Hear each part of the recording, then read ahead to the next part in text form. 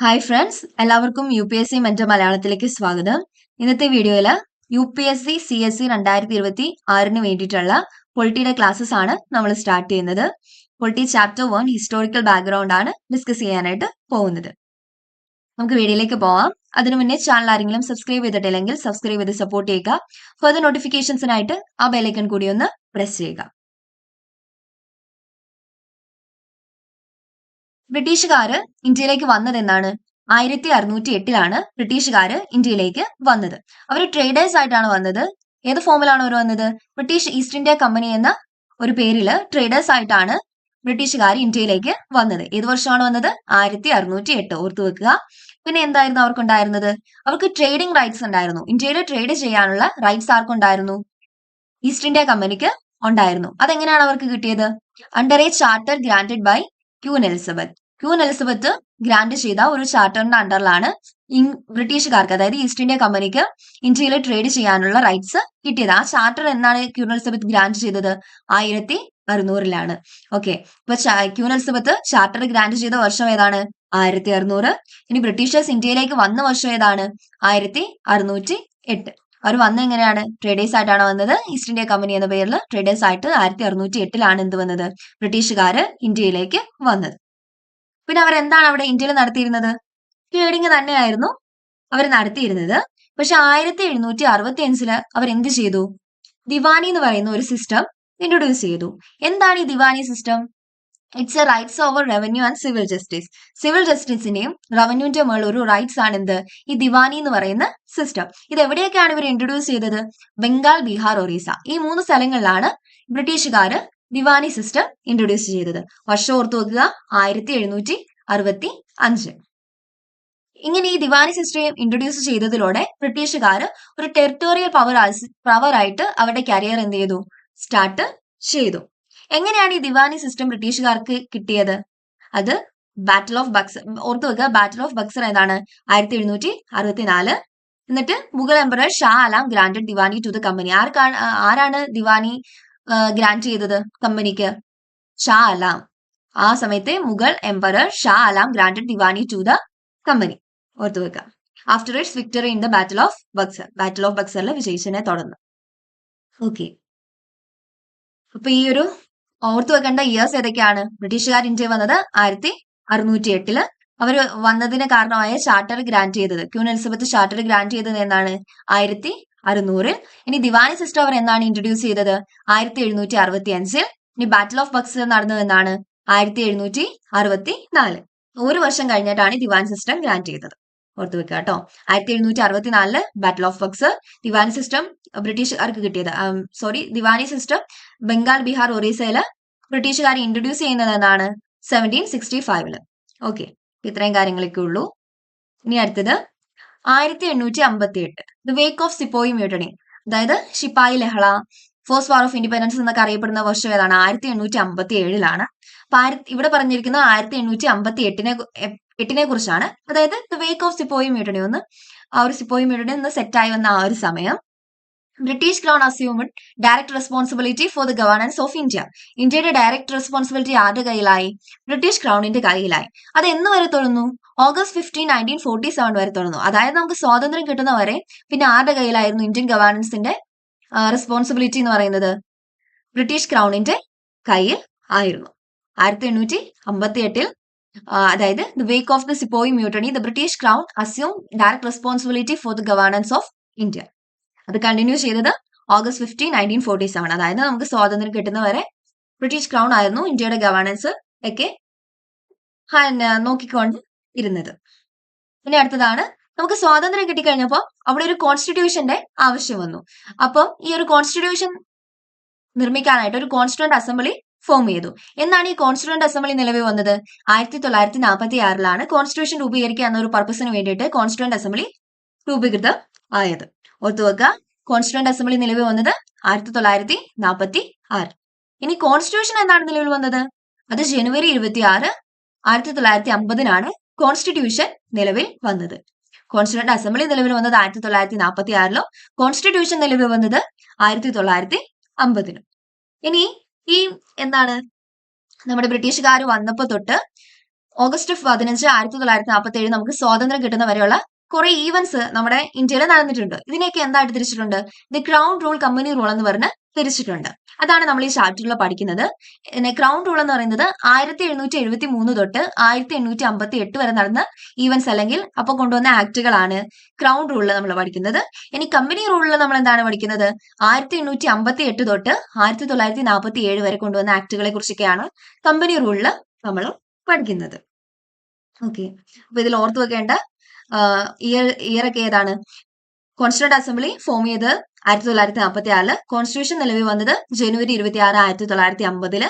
ഇനി company rule എന്ന് പറയുന്നത്, ക്രൗൺ റൂൾ എന്ന് പറയുന്നത് 1773 ടു 1858. പിന്നെ കമ്പനി റൂൾ എന്ന് പറയുന്നത് 1858 ടു 1947. അതായത് ക്രൗൺ റൂൾ തുടങ്ങി അവസാനിക്കുന്നത് എവിടെയാണ്? കമ്പനി റൂളാണ്. കമ്പനി റൂൾ തുടങ്ങി അവസാനിക്കുന്ന എപ്പോഴാണ്? നമുക്ക് സ്വാതന്ത്ര്യം കിട്ടുന്ന ടൈമിലാണ്. ഒരു ഓർഡറിൽ തന്നെയാണ് ക്രൗൺ റൂളും കമ്പനി റൂളും വരുന്നത്. ഒന്ന് ഓർത്ത് വെച്ചാൽ മതിയെ. ഇനി നമുക്ക് നോക്കാം കമ്പനി റൂൾ. 1773 തൊട്ട് 1858 വരെയാണ് കമ്പനി റൂൾ ഉള്ളത്. ഇതിൽ ഓരോ ആക്ടുകളും നമുക്ക് പഠിക്കാം.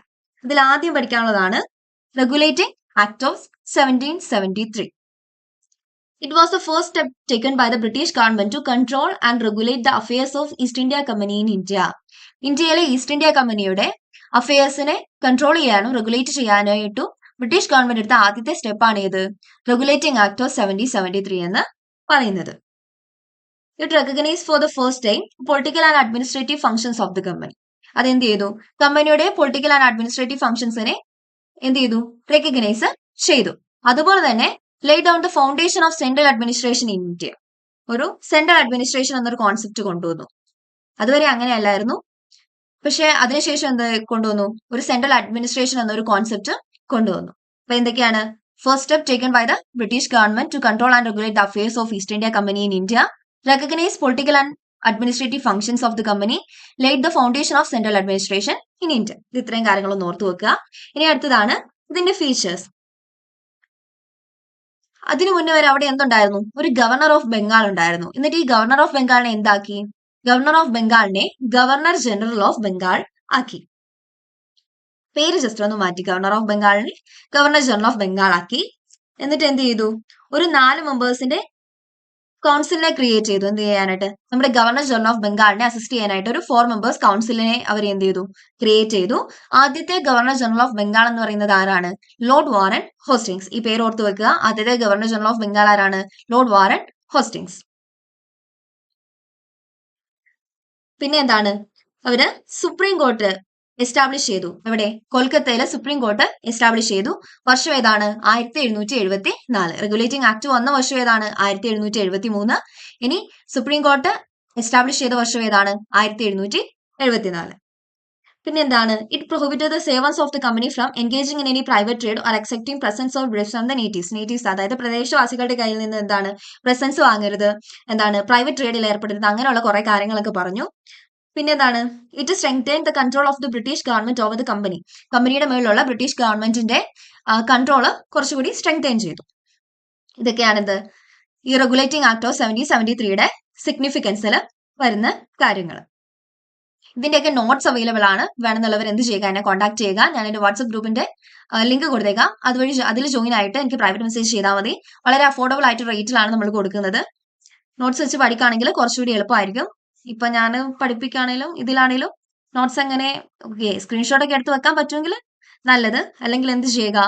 നോട്ട്സ് വാങ്ങുന്നതായിരിക്കും ഏറ്റവും കൂടുതൽ ബെറ്റർ. നോട്ട്സ് മാത്രമല്ല ഗൈഡൻസും അവൈലബിൾ ആണ്. എക്സാം വരെയുള്ള ഡൗട്ട്സ് ഒക്കെ എന്ത് ചെയ്യാം? ക്ലിയർ ചെയ്ത് തരാം. അടുത്ത ആക്ട് ആണ് നമ്മൾ എന്ത് പഠിച്ചു? റെഗുലേറ്റിംഗ് ആക്ട് ഓഫ് 1773 പഠിച്ചു. ഇനി അടുത്ത ആക്ട് ആണ് അമെൻഡിംഗ് ആക്ട് ഓഫ് 1781. ഈ ആക്ട് എന്തെന്ന് അറിയപ്പെടുന്നു? ആക്ട് ഓഫ് സെറ്റിൽമെന്റ് എന്നും കൂടി അറിയപ്പെടുന്ന ആക്ട് ആണ് ഏത്? അമെൻഡിംഗ് ആക്ട് ഓഫ് 1781 എന്ന് പറയുന്നത്.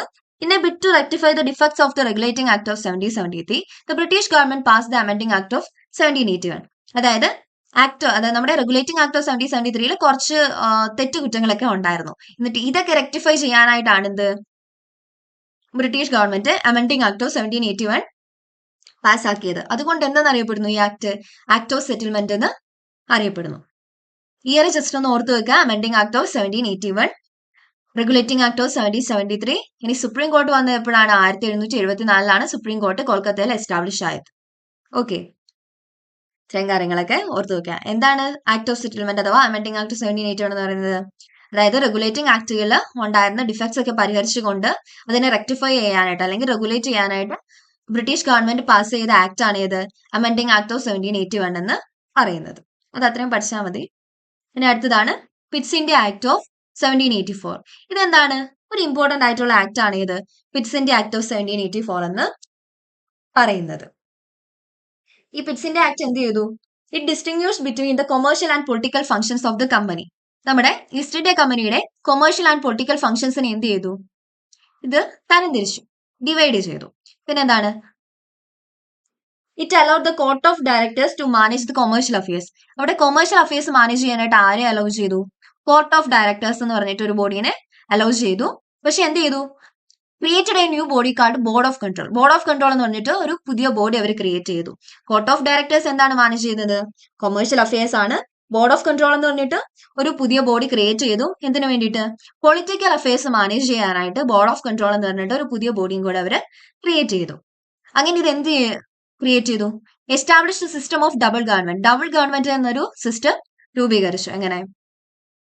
Board of control, court of directors എന്ന് പറഞ്ഞിട്ട് രണ്ട് ബോഡി ക്രിയേറ്റ് ചെയ്തുകൊണ്ട് it established the system of double government. Court of directors ആരായിരുന്നു? കൊമേഴ്ഷ്യൽ അഫയേഴ്സ് മാനേജ് ചെയ്യുന്നവരായിരുന്നു. ബോർഡ് ഓഫ് കൺട്രോൾ ആരായിരുന്നു? പൊളിറ്റിക്കൽ അഫയേഴ്സ് മാനേജ് ചെയ്യുന്നവർ ആയിരുന്നു. ഇനി ഈ ആക്ട് രണ്ട് കാരണങ്ങൾ കൊണ്ട് സിഗ്നിഫിക്കന്റ് ആണ്. അതെന്തൊക്കെയാണെന്ന് നമുക്ക് നോക്കാം. The company's territories in India were for the first time called British possession in India. ഒരു പിറ്റ്സ് ഇന്ത്യ ആക്ടിന്റെ ടൈമിലാണ് കമ്പനിയുടെ ടെറിട്ടറീസ് ആദ്യമായിട്ട് ബ്രിട്ടീഷ് പൊസിഷൻ ഇൻ ഇന്ത്യ എന്ന് അറിയപ്പെട്ട് തുടങ്ങിയത്. പിന്നെ അടുത്തതാണ് British government was given the supreme control over company's affairs and administration in India. എന്ത് കിട്ടി? ബ്രിട്ടീഷ് ഗവൺമെന്റിന് കമ്പനിയുടെ ഇന്ത്യയിലെ അഫയേഴ്സിന്റെയും അഡ്മിനിസ്ട്രേഷന്റെയും മേളിൽ എന്ത് കിട്ടി? ഒരു സുപ്രീം കൺട്രോള് കിട്ടി. അപ്പൊ ഈ രണ്ട് കാരണങ്ങൾ കൊണ്ട് എന്താണ് ഈ ആക്ട് സിഗ്നിഫിക്കന്റ് ആണ്, സവിശേഷമാണ്. ഓക്കെ, അപ്പൊ പിറ്റ്സ് ഇന്ത്യ ആക്ട് എന്താണ്?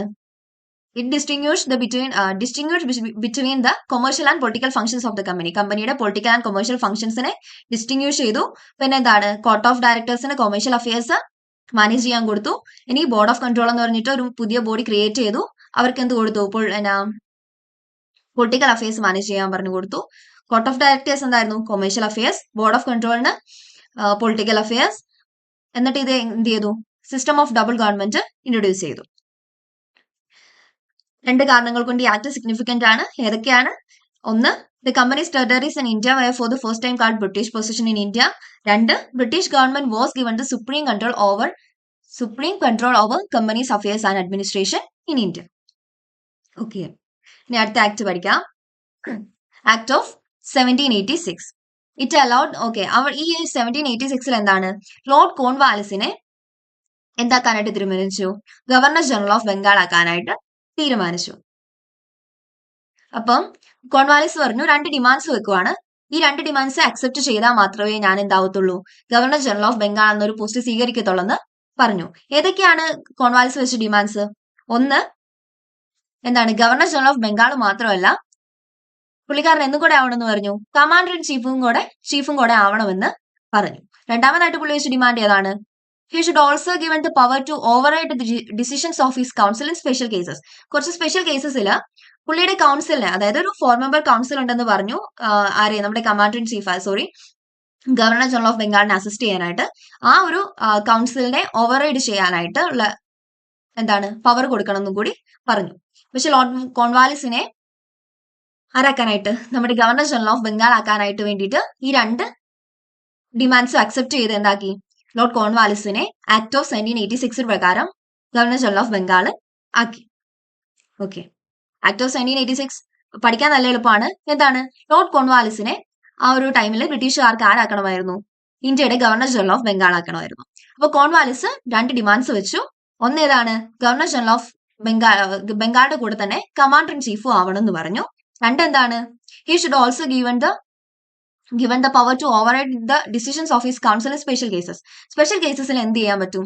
പുള്ളിയുടെ കൗൺസിലിന്റെ ഡിസിഷൻസിനെ ഓവർറൈഡ് ചെയ്യാനുള്ള പവറും കൂടി ആർക്ക് കൊടുക്കണം? കോൺവാലിസിന് കൊടുക്കണമെന്ന് പറഞ്ഞു. എന്നിട്ട് എന്ത് ചെയ്തു? ഈ രണ്ട് ഡിമാൻഡ്സ് അക്സെപ്റ്റ് ചെയ്തിട്ട് ഈ ആക്ട് ഓഫ് 1786 പ്രകാരം ഗവർണർ ജനറൽ ഓഫ് ബംഗാൾ ആയിട്ട് ആരെ നിയമിച്ചു? ലോർഡ് കോൺവാലിസിനെ നിയമിച്ചു. അപ്പൊ ഇത്രയും കാര്യങ്ങളേ ഉള്ളൂ എന്ത് ആക്ട് ഓഫ് 1786. ഇനി അടുത്ത ആക്ട് ആണ് ചാർട്ടർ ആക്ട് ഓഫ് 1793. ഇതൊരു 4 ആക്ടുകൾ വരും ചാർട്ടർ ആക്ട് എന്ന് പറഞ്ഞിട്ട്. അതൊരു സീരീസ് ആണ്. Charter act of 1793, charter act of 1813, charter act of 1833 and charter act of 1853. ഇതൊക്കെ നമുക്ക് ഇയർ ജസ്റ്റ് പഠിച്ചു വെക്കാം, മാറിപ്പോവരുത്. ഓരോന്നിലും നടന്ന കാര്യങ്ങൾ എന്ത് ചെയ്യുക, മനസ്സിലാക്കി വെക്കുക. അതുകൊണ്ടാണ് ഞാൻ പറഞ്ഞത് കയ്യിൽ നോട്ട്സ് ഒക്കെ ഉണ്ടാവണം. ഓക്കെ, ഇനി charter act of 1793 it extended the overriding power given to Lord Cornwallis over his council to all future governor generals and governors of residencies. അതായത് നമ്മള് പറഞ്ഞിരുന്നു ലോർഡ് കോൺവാലിസിന് ഒരു പവർ കൊടുത്തിരുന്നു. എന്താണ്? പുള്ളിയുടെ കൗൺസിലിന്റെ ഡിസിഷൻസിനെ ഓവർറൈഡ് ചെയ്യാൻ, കുറച്ച് സ്പെഷ്യൽ കേസസിലൊക്കെ പുള്ളിയുടെ കൗൺസിലിന്റെ ഡിസിഷൻസിനെ ഓവർറൈഡ് ചെയ്യാനുള്ള ഒരു പവർ കൊടുത്തിരുന്നു. ആ പവർ എന്ത് ചെയ്തു? എല്ലാ ഫ്യൂച്ചർ ഗവർണർ ജനറൽസിനും ഗവർണേഴ്സ് ഓഫ് പ്രസിഡൻസീസിനും ഈ പവർ കൊടുത്തു.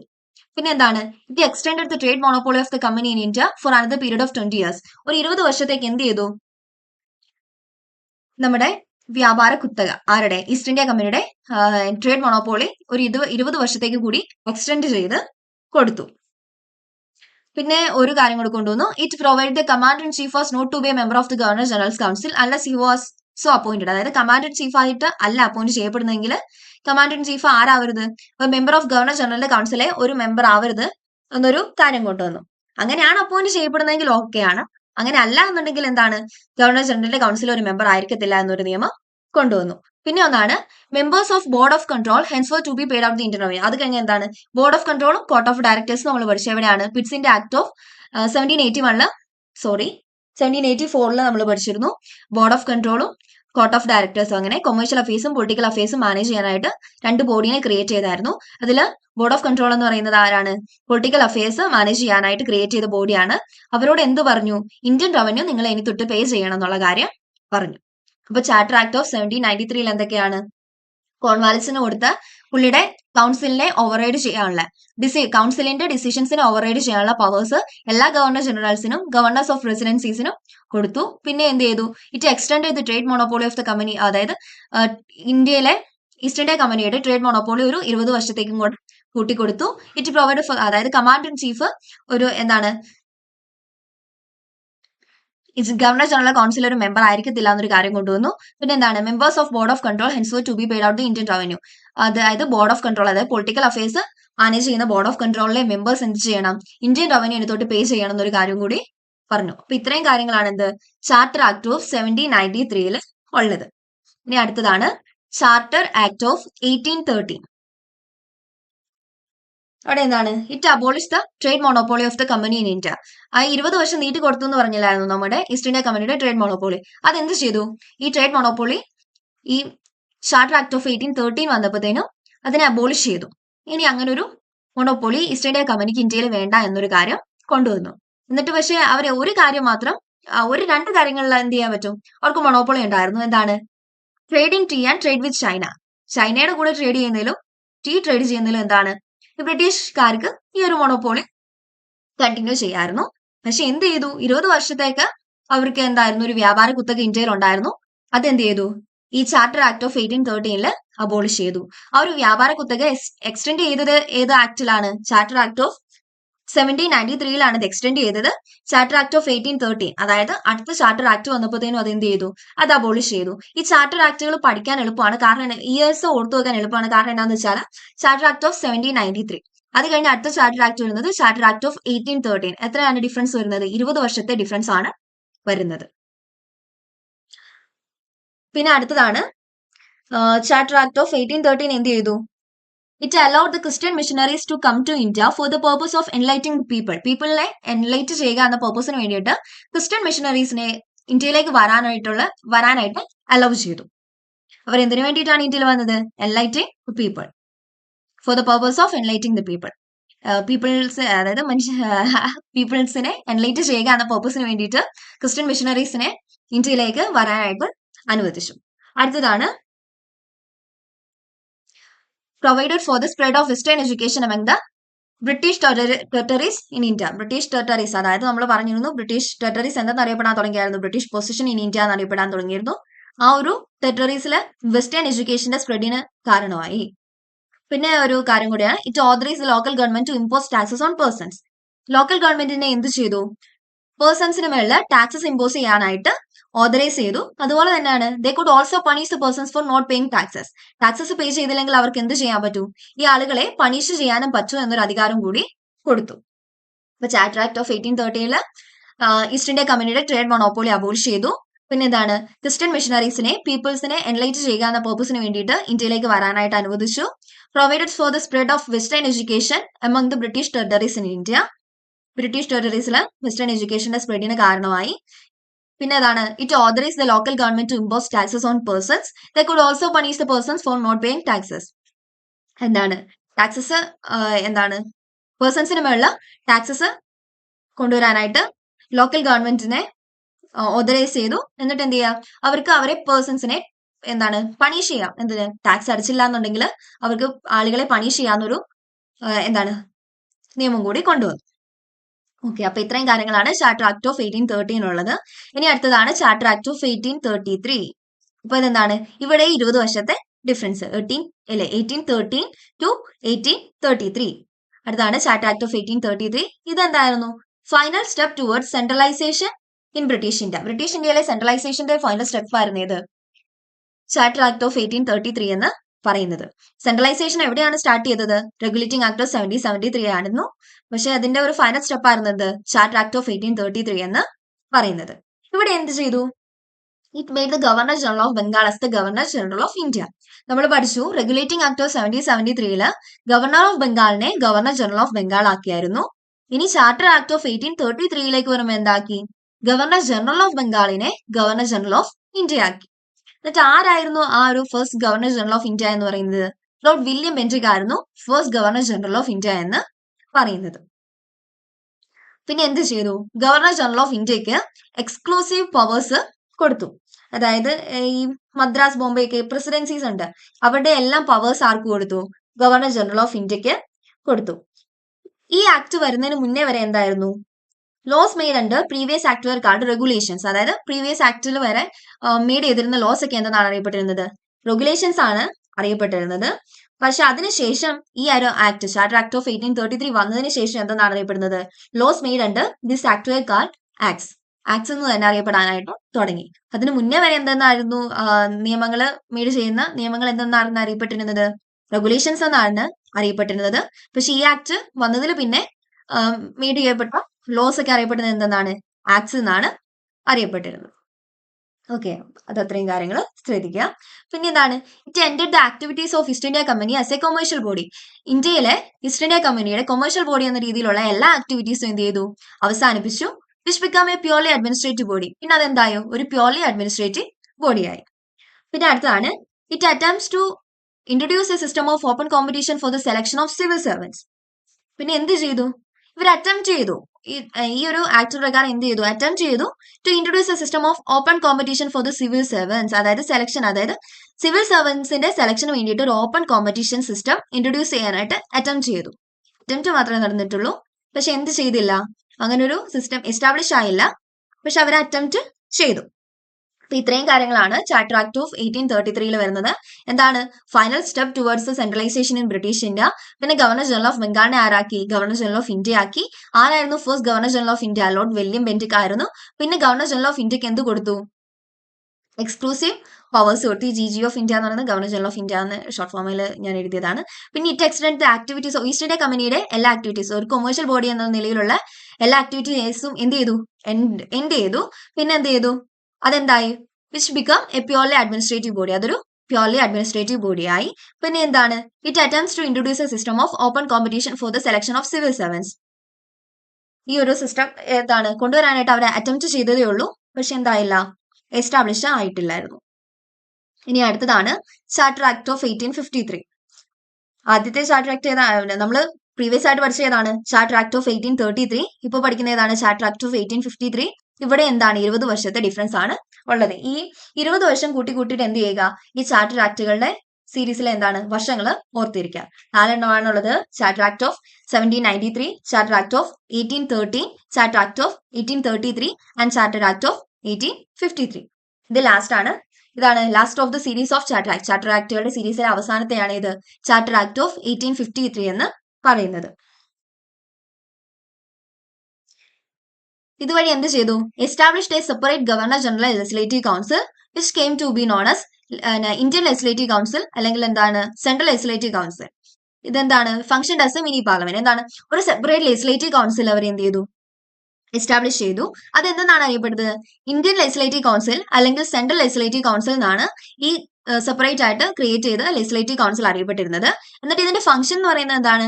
It function as a mini parliament. ഒരു മിനി പാർലമെന്റിന്റെ ഫംഗ്ഷൻസ് ആയിരുന്നു ഈ ലെജിസ്ലേറ്റീവ് കൗൺസിൽ ചെയ്തിരുന്നത്. ഓക്കെ.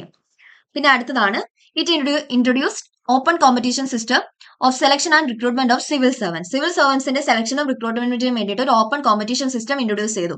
ചാർട്ടർ ആക്ട് ഓഫ് 1833 അവർ അറ്റംപ്റ്റ് ചെയ്തു.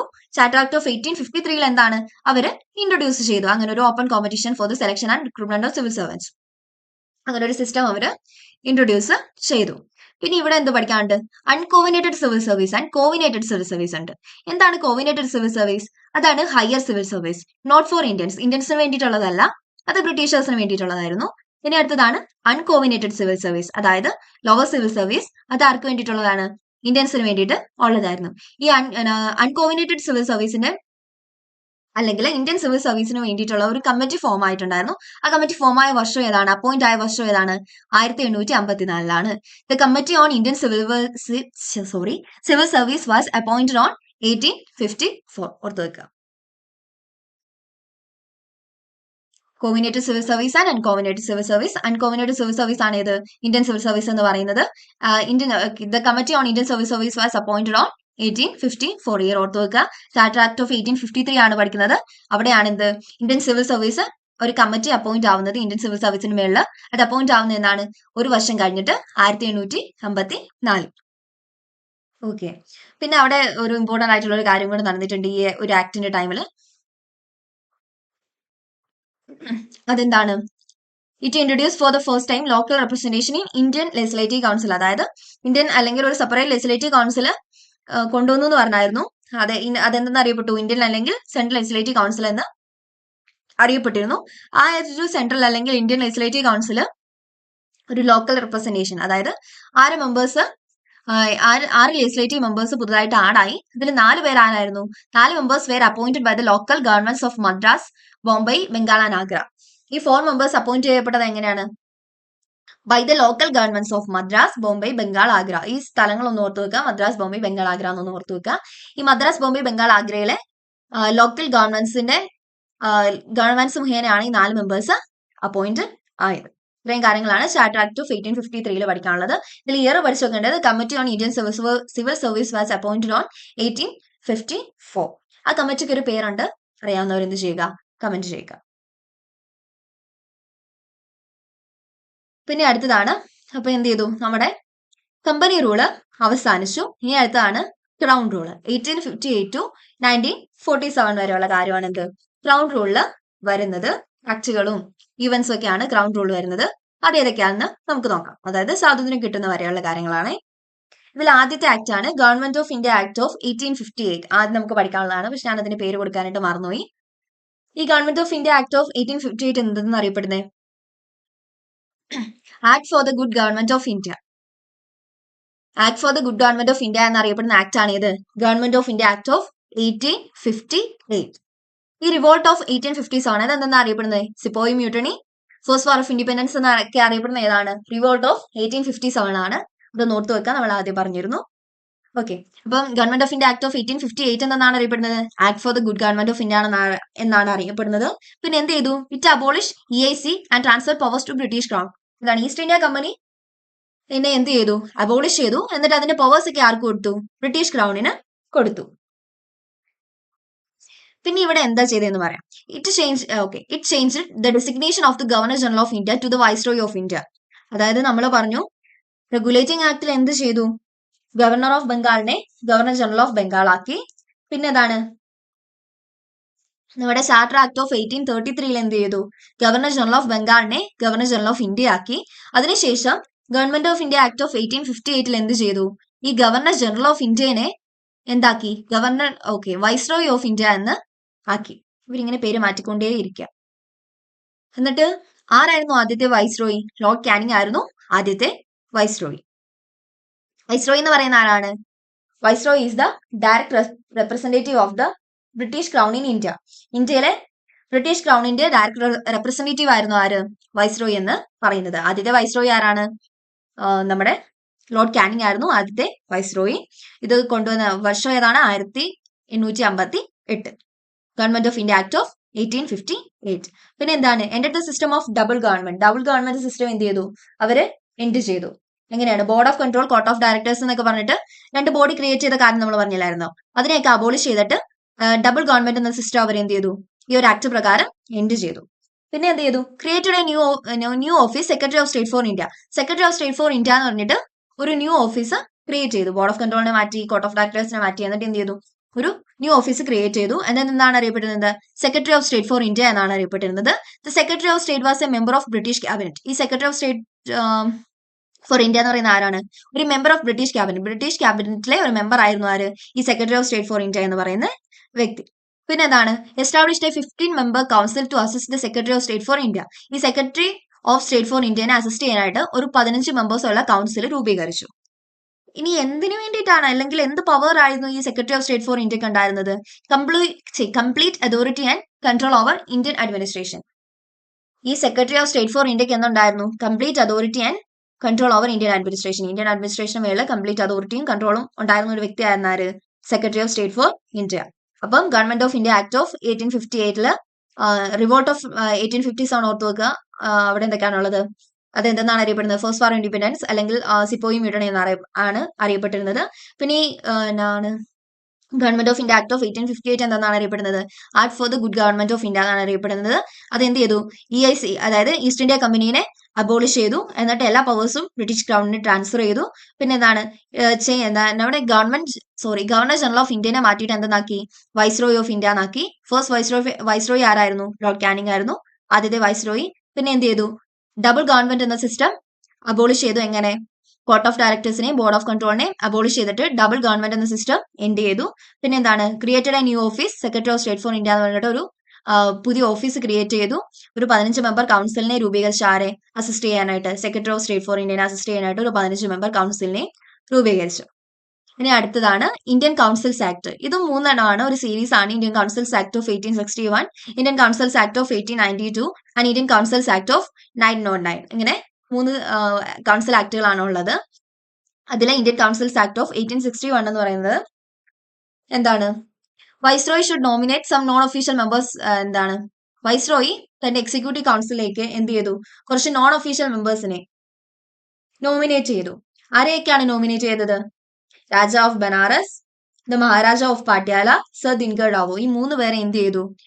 നോൺ ഒഫീഷ്യൽ മെമ്പേഴ്സ് ആയിട്ട് വൈസ്രോയിയുടെ കൗൺസിലേക്ക് നോമിനേറ്റ് ചെയ്തു. ഇമ്പോർട്ടന്റ് ആയിട്ടുള്ള കാര്യമാണ്, ഓർത്ത് വെക്കുക. പിന്നെ എന്ത് ചെയ്തു? It initiated the process of decentralisation. Decentralisation എന്ന പ്രോസസ്സിനെ എന്ത് ചെയ്തു? ഇനിഷ്യേറ്റ് ചെയ്തു. പിന്നെന്താണ്? ഒരു ന്യൂ ലെജിസ്ലേറ്റീവ് കൗൺസിൽ എസ്റ്റാബ്ലിഷ് ചെയ്തു. ആർക്കൊക്കെ വേണ്ടിയിട്ട്? Bengal, north western provinces and പഞ്ചാബിന് വേണ്ടിയിട്ട് ഒരു ന്യൂ ലെജിസ്ലേറ്റീവ് കൗൺസിൽ എസ്റ്റാബ്ലിഷ് ചെയ്തു. അത് എസ്റ്റാബ്ലിഷ് ആയ വർഷങ്ങൾ പറയാം. ബംഗാളിനാണെങ്കിൽ 1862 ഓർത്ത് വെക്കുക. നമ്മൾ പഠിക്കുന്നത് 1861 കൗൺസിൽ ആക്ട് ആണ് പഠിക്കുന്നത്. പക്ഷെ ഈ ബംഗാളിന് വേണ്ടിയിട്ടുള്ള എന്താണ് ലെജിസ്ലേറ്റീവ് കൗൺസിൽ എസ്റ്റാബ്ലിഷ് ആയത് എന്നാണ്? 1862 ഒരു വർഷം കഴിഞ്ഞിട്ട്. പിന്നെ പഞ്ചാബിന് വേണ്ടിയിട്ടുള്ളതാണ്, നോർത്ത് വെസ്റ്റേൺ പ്രോവിൻസസിന് വേണ്ടിയിട്ടുള്ളതാണെങ്കിൽ 1886 പിന്നെ പഞ്ചാബിന് വേണ്ടിയിട്ടുള്ളത് എന്താണ് നിലവിൽ വന്നത്? എസ്റ്റാബ്ലിഷ് ആയത് എന്നാണ്? 1897. അത് ജസ്റ്റ് ഒന്ന് ഓർത്ത് വെച്ചാൽ മതിയാവും. പിന്നെ എന്താണ്? ഒരു പോർട്ട്ഫോളിയോ സിസ്റ്റം ഇൻട്രൊഡ്യൂസ് ചെയ്തു. അതെന്നാണ് ഇൻട്രൊഡ്യൂസ് ആയത്? 1859. ഓർത്ത് വെക്കുക. പോർട്ട്ഫോളിയോ സിസ്റ്റം ഇൻട്രൊഡ്യൂസ് ആയത് 1859 ലോർഡ് കാനിങ് ഇരുന്ന ആ ഒരു ടൈമിലാണ് പോർട്ട്ഫോളിയോ സിസ്റ്റം ഇൻട്രൊഡ്യൂസ് ആയത്. എന്താണ് ഈ പോർട്ട്ഫോളിയോ സിസ്റ്റം എന്ന് പറയുന്നത്? ഒരാൾക്ക് ഒന്നിൽ കൂടുതൽ വകുപ്പുകൾ ഹോൾഡ് ചെയ്യാൻ പറ്റും. ആ ഒരു കാര്യമാണ് എന്ത്? പോർട്ട്ഫോളിയോ സിസ്റ്റം എന്നതുകൊണ്ട് ഉദ്ദേശിക്കുന്നത്. ഇന്ത്യൻ കൗൺസിൽസ് ആക്ട് എന്താണ്? വൈസ്രോയി കുറച്ച് ഇന്ത്യൻസിനെ നോൺ ഒഫീഷ്യൽ മെമ്പേഴ്സ് ആയിട്ട് എന്ത് ചെയ്തു, നോമിനേറ്റ് ചെയ്തു. ആരൊക്കെയാണ്? Raja of Benares, maharaja of Patiala, sir Dinkar Rao. ഈ 3 പേരെ നോൺ ഒഫീഷ്യൽ മെമ്പേഴ്സ് ആയിട്ട് നോമിനേറ്റ് ചെയ്തതേ ഉള്ളൂ കേട്ടോ. നോമിനേറ്റ് ചെയ്തു. പിന്നെ എന്താണ്? Initiate the process of decentralisation പ്രോസസ്സിനെ ഇനീഷ്യേറ്റ് ചെയ്തു. പിന്നെ എന്താണ്? Punjab, north western provinces and ബംഗാളിന് വേണ്ടിയിട്ടുള്ള എന്താണ് ന്യൂ ലെജിസ്ലേറ്റീവ് കൗൺസിൽ എസ്റ്റാബ്ലിഷ് ചെയ്തു. പിന്നെ പോർട്ട്ഫോളിയോ സിസ്റ്റം ഇൻട്രൊഡ്യൂസ് ചെയ്തു. അതെന്താണ്? 1859 ഇൻട്രൊഡ്യൂസ് ചെയ്തത്. എന്ന് വെച്ചാൽ ഒരാൾക്ക് ഒന്നിൽ കൂടുതൽ വകുപ്പുകൾ ഹോൾഡ് ചെയ്യാൻ പറ്റുന്നുള്ള ഒരു കാര്യം. അതാണ് എന്ത് ഈ പോർട്ട്ഫോളിയോ സിസ്റ്റം പ്രകാരം സിസ്റ്റം എന്നതുകൊണ്ട് ഉദ്ദേശിക്കുന്നത്. ഇനി അടുത്ത ആക്ട് ആണ് ഇന്ത്യൻ കൗൺസിൽസ് ആക്ട് ഓഫ് 1892. രണ്ടാമത്തെ ഇന്ത്യൻ കൗൺസിൽ ആക്ട് ആണ് ഇന്ത്യൻ കൗൺസിൽസ് ആക്ട് ഓഫ് 1892. ഇത് പ്രകാരം എന്താണ്? It increase the number of additional members. അതായത് നോൺ ഒഫീഷ്യൽ മെമ്പേഴ്സിന്റെ എന്താണ് സെൻട്രൽ അല്ലെങ്കിൽ പ്രൊവിൻഷ്യൽ ലെജിസ്ലേറ്റീവ് കൗൺസിലെ നോൺ ഒഫീഷ്യൽ മെമ്പേഴ്സിന്റെ എണ്ണം കൂട്ടി, കുറച്ച് അധികം ആളുകളെ ചേർത്തു. പിന്നെ എന്താണ്? It increase the functions of legislative council and gave the powers to. അതായത് ലെജിസ്ലേറ്റീവ് കൗൺസിലിന്റെ ഫംഗ്ഷൻസ് കൂട്ടി. എന്ത്? അവർക്ക് 2 പവേഴ്സ് കൊടുത്തു. എന്തൊക്കെയാണ്? Addressing questions and discussing the budget. ബഡ്ജറ്റിനെ ഡിസ്കസ് ചെയ്യാനും പറ്റും, അവർക്ക് ക്വസ്റ്റ്യൻസ് അഡ്രസ് ചെയ്യാനും പറ്റും. ഈ 2 പവേഴ്സ് ആർക്ക് കൊടുത്തു? നമ്മുടെ ലെജിസ്ലേറ്റീവ് കൗൺസിലിന് കൊടുത്തു. പിന്നെ എന്താണ് ഇതിനകത്തൊരു ഫീച്ചർ എന്ന് പറയുന്നത്? It provided for the nomination of some non official members. അതായത് നോൺ ഒഫീഷ്യൽ മെമ്പേഴ്സിന്റെ നോമിനേഷൻ. ഈ 3 കാര്യങ്ങളാണ് ഇന്ത്യൻ കൗൺസിൽസ് ആക്ട് ഓഫ് 1892 വരുന്നത്. പക്ഷെ ഈ 1892 ശ്രദ്ധിക്കേണ്ട ഒരു കാര്യം എന്ന് വെച്ചാൽ ഇവിടെ ഇലക്ഷന്റെ കുറച്ച് ഇൻഡയറക്ട് പ്രൊവിഷൻസ് ഒക്കെ കൊണ്ടുവന്നു. അതായത് ഈ നോൺ ഒഫീഷ്യൽ മെമ്പേഴ്സിനെ സെലക്ട് ചെയ്യാനായിട്ട് അവർ ഇലക്ഷൻ നടത്താൻ തീരുമാനിച്ചു. അതിൽ കുറച്ച് ഇൻഡയറക്ട് പ്രൊവിഷൻസ് ഒക്കെ കൊണ്ടുവന്നു. പക്ഷെ എന്ത് ചെയ്തു? ഈ നോൺ ഒഫീഷ്യൽ മെമ്പേഴ്സിനെ സെലക്ട് ചെയ്തത് എന്തെന്ന് അറിയപ്പെട്ടില്ല. ഇലക്ഷൻ എന്ന് വാക്ക് അവർ അവിടെ യൂസ് ചെയ്തില്ല. പകരം എന്താണ് യൂസ് ചെയ്തത്? The process was described as nomination made on the recommendation of certain bodies. Election എന്നല്ല യൂസ് ചെയ്തത്, പകരം ആളുകളെ എലക്ട് ചെയ്തിട്ട് ആ പ്രോസസ്സിനെ അവർ എന്തെന്ന് പറഞ്ഞു? Nomination made on the recommendation of certain bodies. അതൊന്ന് ഓർത്ത് വെക്കുക. ഇത്രയും കാര്യങ്ങളുള്ളൂ Indian council act of 1861 Indian councils act of 1892. ഇനി അടുത്തതാണ് ഇന്ത്യൻ കൗൺസിൽസ് ആക്ട് ഓഫ് 1909. ഇത് എന്തെന്ന് അറിയപ്പെടുന്നു? മോർലി വിൻഡോ റീഫോംസ് എന്ന് അറിയപ്പെടുന്നു. അപ്പൊ മോർലി ആരായിരുന്നു? Lord Morley was the then Secretary of state for India. Lord Minto was the then Viceroy of India. Lord Morley എന്ന് പറയുന്നത് ആ സമയത്തെ ആരായിരുന്നു? Secretary of state for India ആയിരുന്നു. ലോർഡ് മിന്റോ എന്ന് പറയുന്നത് ഇന്ത്യൻ കൗൺസിൽസ് ആക്ടിന്റെ സമയത്തെ വൈസ്രോയി ആയിരുന്നു. ഇവർ കൊണ്ടുവന്ന കാര്യങ്ങൾ എന്തൊക്കെയാണെന്ന് നോക്കാം.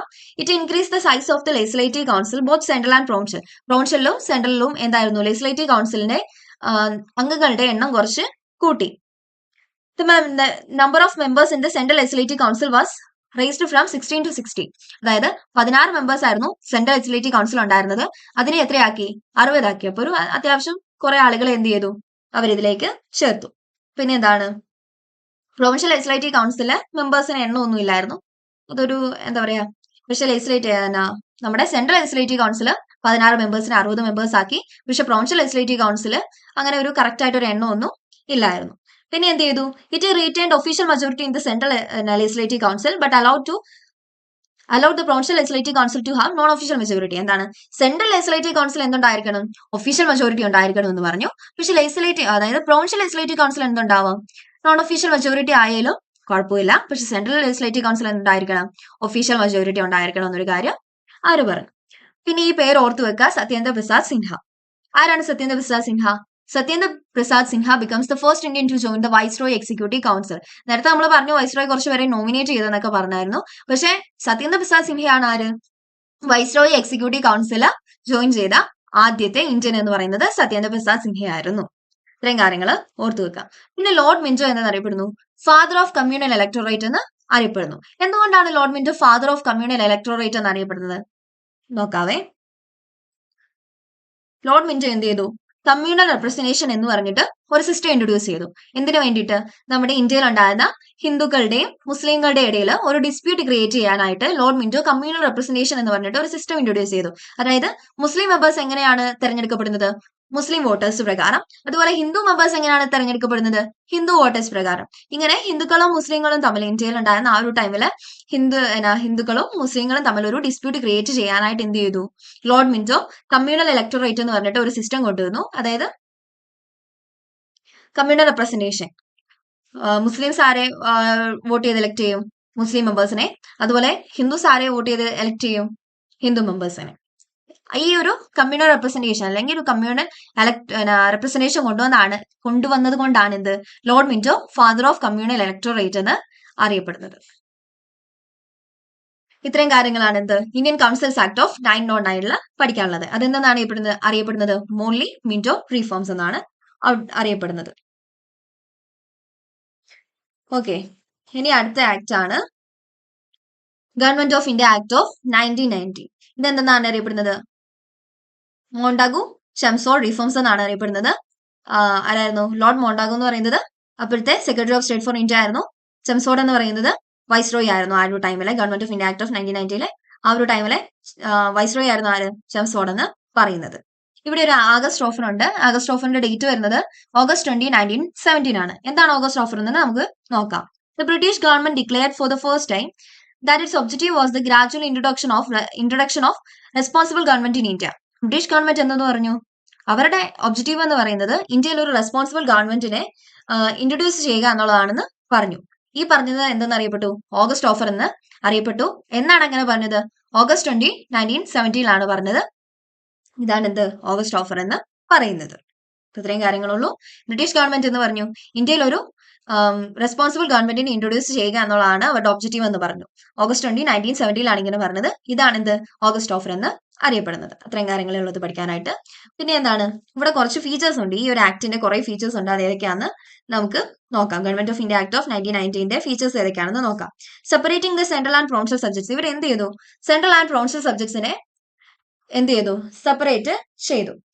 പിന്നെ എന്താണ് പ്രൊവിൻഷ്യൽ സബ്ജക്ട്സിനെ 2 പാർട്സ് ആക്കിയിട്ട് അവർ ഡിവൈഡ് ചെയ്തു. എന്താണ് ട്രാൻസ്ഫേർഡ് ആൻഡ് റിസർവ്ഡ് സബ്ജക്ട്സ് എന്ന് പറഞ്ഞിട്ട് പ്രൊവിൻഷ്യൽ സബ്ജക്ട്സിനെ 2 പാർട്സ് ആക്കി ഡിവൈഡ് ചെയ്തു. അങ്ങനെ എന്ത് ചെയ്തു ഡയാർക്കി ഇൻട്രൊഡ്യൂസ് ചെയ്തു. ഡയാർക്കി എന്താണ് ഡയാർക്കി എന്ന് വെച്ചാൽ ഡബിൾ റൂൾ എന്നാണ് മീനിങ്. എന്താണ് പ്രൊവിൻഷ്യൽ സബ്ജക്ട്സിനെ 2ആയിട്ട് ഡിവൈഡ് ചെയ്തു. ട്രാൻസ്ഫേർഡ് ആൻഡ് റിസർവ്ഡ് സബ്ജക്ട്സ് അങ്ങനെ എന്ത് ചെയ്തു അവർ ഡയാർക്കി ഇൻട്രൊഡ്യൂസ് ചെയ്തു.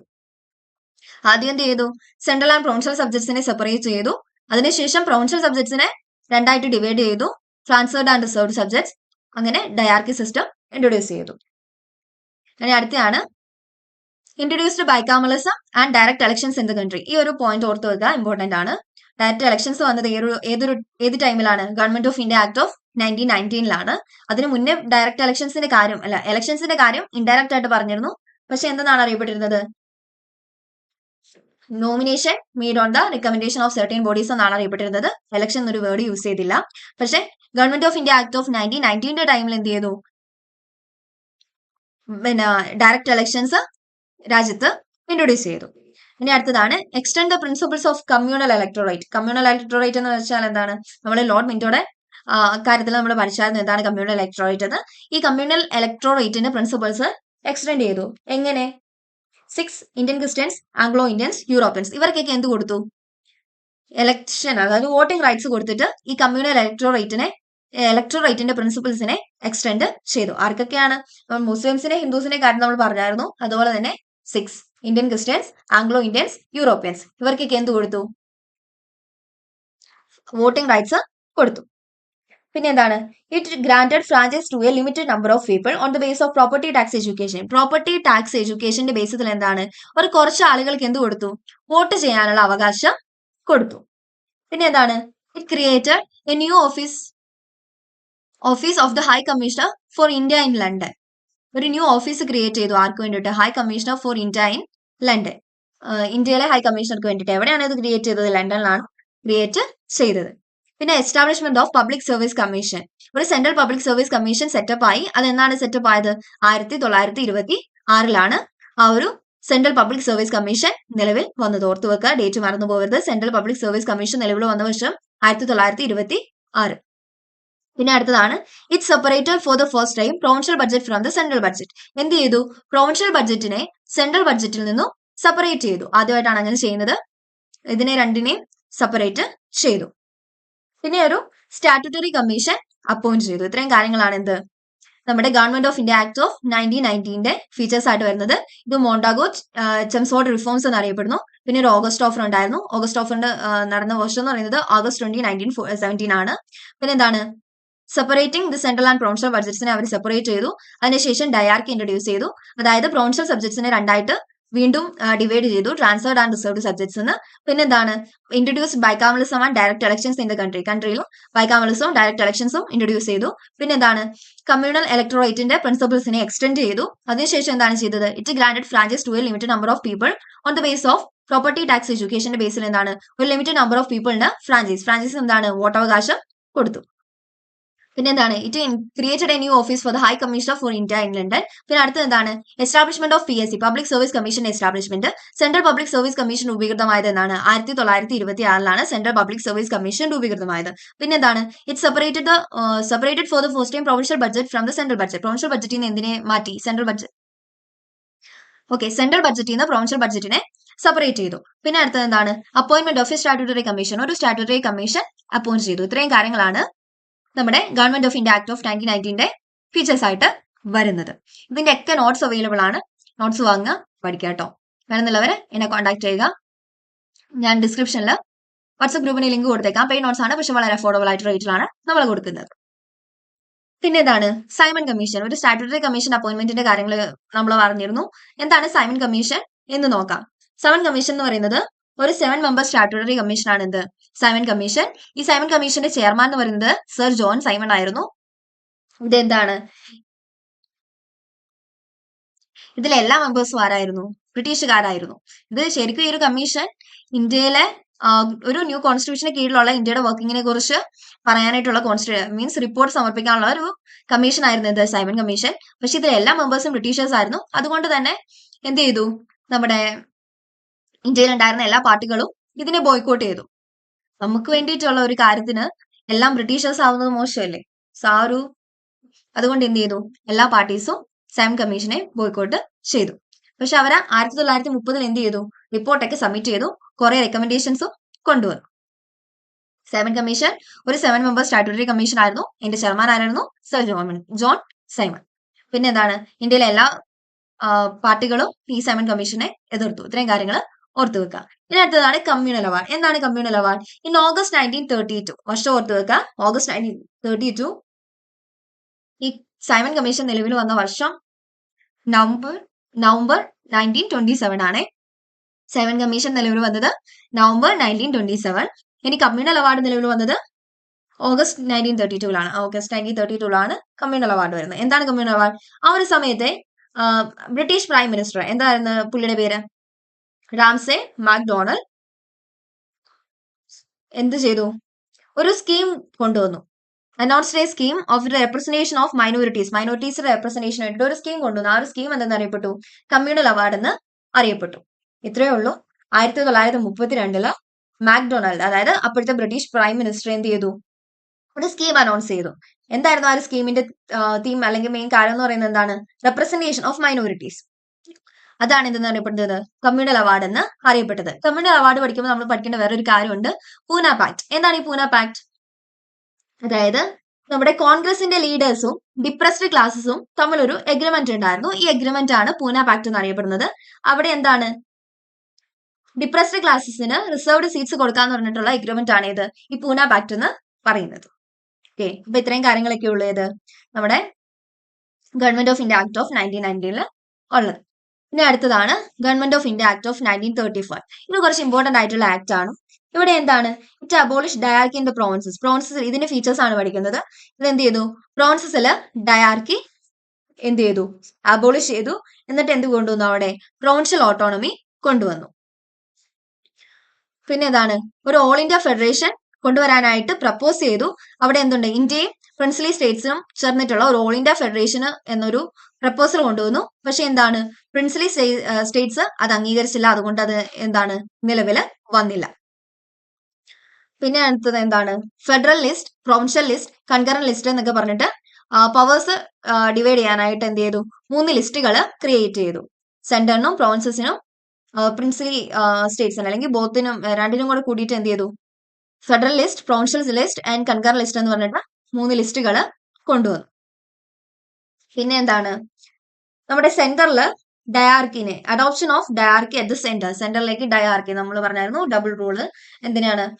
അവിടെ പ്രൊവിൻഷ്യൽ സബ്ജക്ട്സിനെ ട്രാൻസ്ഫർഡ് ആൻഡ് റിസർവ്ഡ് സബ്ജക്ട്സ് എന്ന് പറഞ്ഞ് തിരിച്ചെന്ന് പറഞ്ഞായിരുന്നു. അതായിരുന്നു ഡയാർക്കി എന്ന് പറഞ്ഞായിരുന്നു. അതുപോലെ സെന്ററിൽ എന്ത് ചെയ്തു? ഡയാർക്കിനെ ഇൻട്രൊഡ്യൂസ് ചെയ്തു.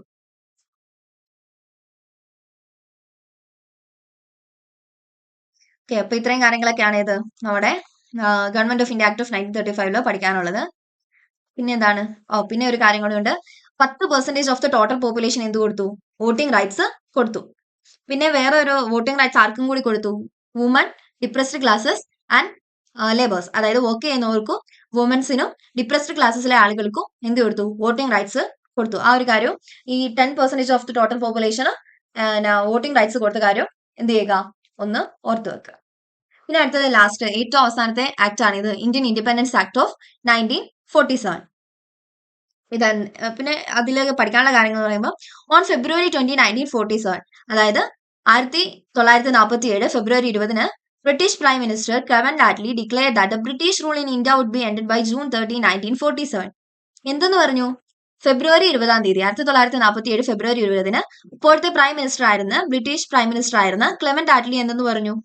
ഇന്ത്യയിലെ ബ്രിട്ടീഷ് റൂള് ഉണ്ടാവും എപ്പം? ജൂൺ 30, 1948 ആകുമ്പോഴത്തേക്കും ഇന്ത്യയിലെ ബ്രിട്ടീഷ് റൂൾ ഉണ്ടാവും. എന്നിട്ട് പവേഴ്സ് ഒക്കെ റെസ്പോൺസിബിൾ ഇന്ത്യൻ ഹാൻഡ്സിലേക്ക് ഹാൻഡ് ഓവർ ചെയ്യുമെന്ന് ആര് പറഞ്ഞു? ക്ലെമന്റ് ആറ്റ്ലി ഡിക്ലെയർ ചെയ്തു. അതിനുശേഷം June 3, 1947, June 3 1947 the British government again made it clear that, അതായത് ബ്രിട്ടീഷ് ഗവൺമെന്റ് എന്തുകൂടി പറഞ്ഞു?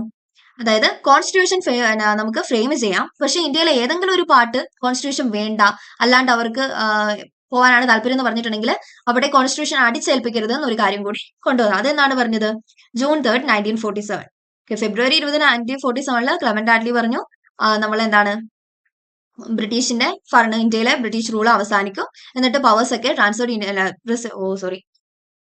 ആർക്ക് ട്രാൻസ്ഫർ ചെയ്യും? റെസ്പോൺസിബിൾ ഇന്ത്യൻ ഹാൻഡ്സിലേക്ക് ട്രാൻസ്ഫർ ചെയ്യും എന്ന് പറഞ്ഞു.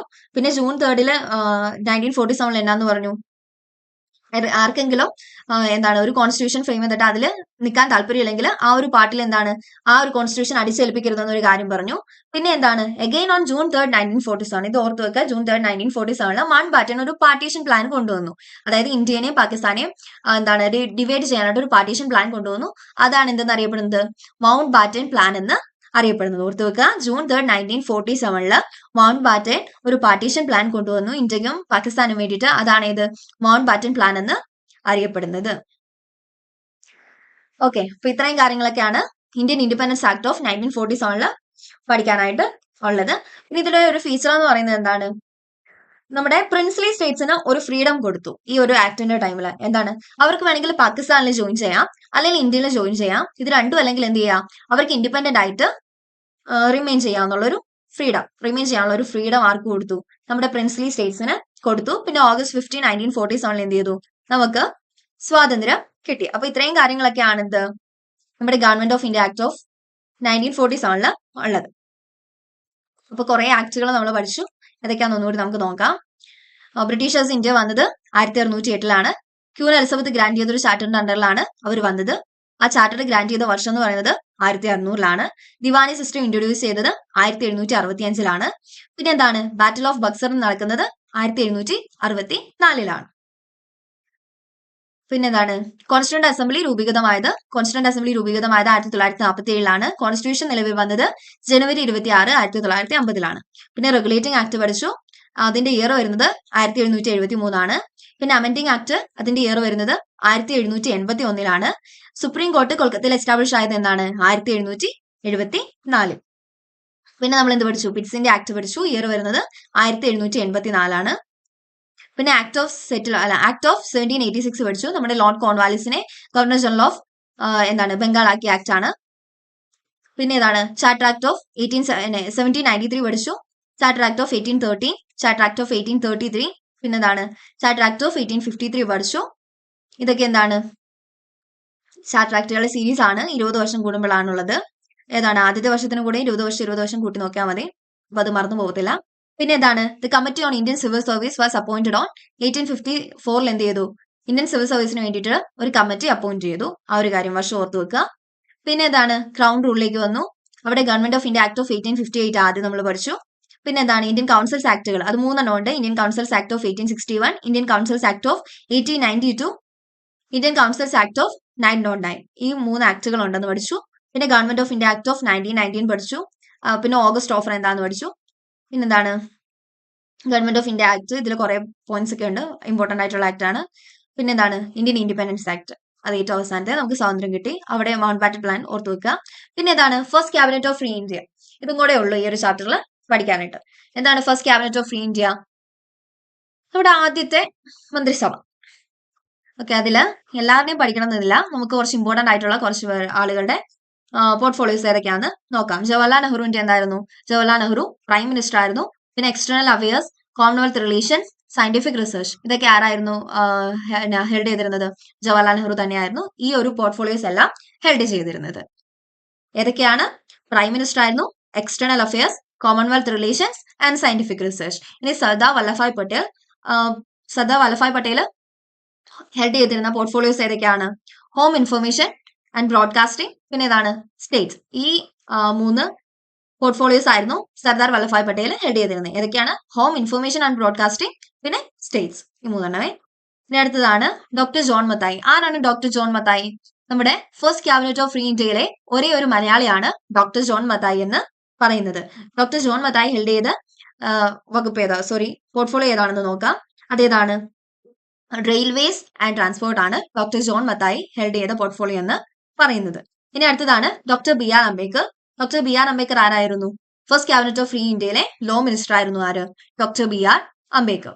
ഇനി സർദാർ ബാൽദേവ് സിംഗ് എന്ന് പറയുന്നത് ഇന്ത്യയുടെ ഫസ്റ്റ് ഡിഫൻസ് മിനിസ്റ്റർ ആയിരുന്നു സർദാർ ബാൽദേവ് സിംഗ് എന്ന് പറയുന്നത്. ഇനി വി എൻ ഗാഡ്ഗിൽ ഹെൽഡ് ചെയ്ത പോർട്ട്ഫോളിയോസ് ഏതാണ്? Work, minds and powers. ഇതൊക്കെ എന്ത് ചെയ്യുക? ജസ്റ്റ് ഒന്ന് ഓർത്ത് വെച്ചാൽ മതി, അത്ര ഇമ്പോർട്ടന്റ് അല്ല, പക്ഷെ എന്നാലും എന്ത് ചെയ്യുക? ഓർത്ത് വെക്കുക. പിന്നെ ഫസ്റ്റ് ഹെൽത്ത് മിനിസ്റ്റർ ആരായിരുന്നു? ഫ്രീ ഇന്ത്യയിലെ ഫസ്റ്റ് ഹെൽത്ത് മിനിസ്റ്റർ എന്ന് പറയുന്ന ആരായിരുന്നു? രാജ്കുമാരി അമൃത് കൗർ ആയിരുന്നു ഫ്രീ ഇന്ത്യയിലെ ഫസ്റ്റ് ഹെൽത്ത് മിനിസ്റ്റർ എന്ന് പറയുന്നത്. പിന്നെ ഡോക്ടർ രാജേന്ദ്ര പ്രസാദ് ഹെൽഡ് ചെയ്ത വകുപ്പുകൾ ഏതൊക്കെയാണെന്ന് നോക്കാം. അതേതൊക്കെയാണ്? Food and agriculture. ഈ ഒരു വകുപ്പുകളാണ് എന്ത്? ഡോക്ടർ രാജേന്ദ്ര പ്രസാദ് ഹെൽഡ് ചെയ്തത്. ഇത്രയും കാര്യങ്ങളേ ഉള്ളൂ. ഫസ്റ്റ് ക്യാബിനറ്റ് ഓഫ് ഫ്രീ ഇന്ത്യയും കൂടെ ഓർത്തു വെക്കുക. വീഡിയോ ഉപകാരപ്പെടുമെന്ന് പ്രതീക്ഷിക്കുന്നു. ചാനൽ എല്ലാവരും ഒന്ന് സബ്സ്ക്രൈബ് ചെയ്ത് സപ്പോർട്ട് ചെയ്യുക. ഫർദർ നോട്ടിഫിക്കേഷൻസിനായിട്ട് ബെല്ലൈക്കൺ കൂടി ഒന്ന് പ്രസ് ചെയ്യുക. അതുപോലെ ഗൈഡൻസും നോട്ട്സും അവൈലബിൾ ആണ്. വേണമെന്നുള്ളവർ എന്ത് ചെയ്യുക? എന്നെ കോൺടാക്ട് ചെയ്യുക. ഞാൻ എന്റെ വാട്സ്ആപ്പ് ഗ്രൂപ്പിന്റെ ലിങ്ക് ഡിസ്ക്രിപ്ഷനിൽ കൊടുത്തേക്കാം. അതുവഴി എന്ത് ചെയ്യുക? എനിക്ക് പ്രൈവറ്റ് മെസ്സേജ് ചെയ്താലും മതിയാവും. അതിൽ ജോയിൻ ആയിട്ട് എനിക്ക് പ്രൈവറ്റ് മെസ്സേജ് ചെയ്താലും മതിയാവും. അപ്പൊ ഇത്രയൊക്കെ കാര്യങ്ങളൊക്കെ ഉള്ളൂ. നാളെ ചാപ്റ്റർ 2 നമ്മൾ ഡിസ്കസ് ചെയ്യും. Thank you.